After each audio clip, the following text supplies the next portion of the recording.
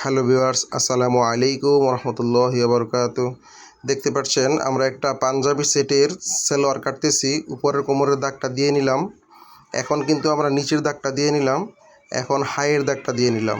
এগুলাকে মার্কগুলা করে নিচ্ছি, নিচের মার্কগুলা করে নিচ্ছি। তারপরে দেখতে পাচ্ছেন আমাদের মার্কগুলা করা হয়ে গেল। এখন কিন্তু আমরা মুহুরির মাপ দিয়ে নিচ্ছি। মুহুরির মাপ হচ্ছে 12। দেখতে পাচ্ছেন আমরা দাগটা দিয়ে নিলাম।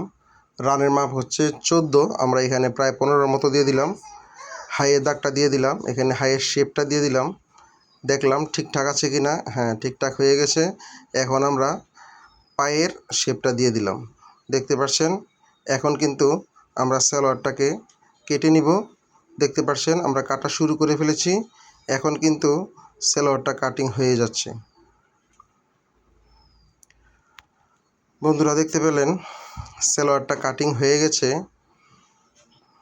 পায়ের একটা চিহ্ন দিয়ে নিলাম যেখানে পাটিশ হবে। এখানে পকেটের জন্য কেটে নিলাম যেখানে পকেট হবে। তারপর এখানে পকেটের একটা মাপ আছে, 4.5 ইঞ্চি নিচে একটা চিহ্ন দিয়ে দিলাম। আমাদের সালোয়ারটা কাটিং হয়ে গেল। এখন আমরা সালোয়ারের পকেটটাকে কেটে নিব। দেখতে পাচ্ছেন কাপড়টাকে ভাঁজ দিয়ে নিচ্ছি। ভাঁজ দিয়ে নিয়ে কাপড়টাকে সোজা করে নিচ্ছি। এখন পকেটের লম্বা দিয়ে দিলাম 16 ইঞ্চি, তারপরে পাশ দিলাম 7 ইঞ্চি।